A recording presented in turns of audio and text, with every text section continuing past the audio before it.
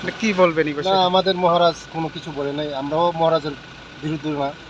আমরা আগামী ইলেকশন আমরা লড়ব।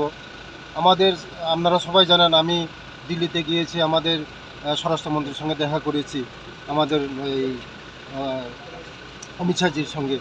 আগামী ইলেকশনে আমাদের স্ট্র্যাটেজি আছে, আমরা এডিসি ইলেকশনে লড়ব।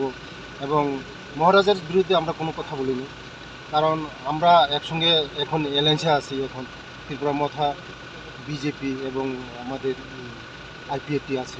কেন মহারাজের সঙ্গে কথা আমি, তো মহারাজের যে কথাটা বললো এটা কি আপনাকে না না, মহারাজ তো সমর্থন বলে না, করে কোনো কিছু বলে না মহারাজ। সামাজিক মাধ্যমে যে ভাইরাল করলো ওই জিনিস? এটা নিজের কিছু বলে নাই। উনি তো বললো যে আপনাদের হ্যাঁ। কথা না, আমার নাম তো বলে নেই ও, তোর আমার নাম আমার বলেনি, কিন্তু উদ্দেশ্যটা আপনাকে করে বলেছে তো, আমার নাম তো বলে নেই ও। নাম তো নাম বলে না নেই। করে তো একতরফা উদ্দেশ্য করেছে আপনাকে। যে আপনি এটা তো কথাটা আমাদের বলা, আমরা বলছি আগামী দিন আমরা এডিসিতে আসবো, এডিসি ইলেকশনে লড়বো।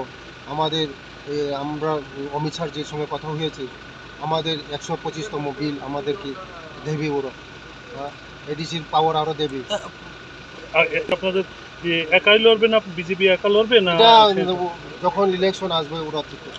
পাহাড়ে আমরা সবসময় আমরা দিল্লির নির্দেশে আমরা চলি, আমাদের নির্দেশে আমরা চলি না। দিল্লি যা বলবে তা আমরা করি। পাহাড়ে কতটুকু আমাদের যথেষ্ট শক্তি রয়েছে, আমাদের বুট স্তর পর্যন্ত শক্তি রয়েছে আমাদের। এখন আমরা দেখবেন 2-3 মাসের মধ্যে আমাদের যথেষ্ট শক্তি আছে, আমাদের পাহাড়ে আমাদের যথেষ্ট শক্তি, আমাদের বুট আছে, মণ্ডল আছে, আমাদের পৃষ্ঠা প্রমুখ আছে, সমস্ত বুথ আছে আমাদের পাহাড়ে, আমাদের যথেষ্ট শক্তি আছে।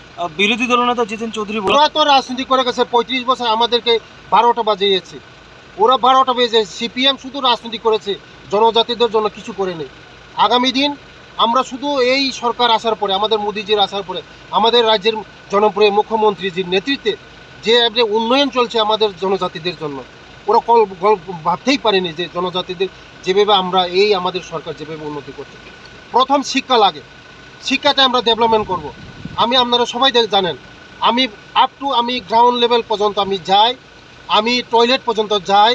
আমার ছেলে মেয়েদেরকে শিক্ষিত করতে হবে, যে সমাজ শিক্ষিত হবে এই সমাজ ডেভেলপমেন্ট হবে। আমার প্রথম চাই আমি শিক্ষাকে ডেভেলপমেন্ট করব।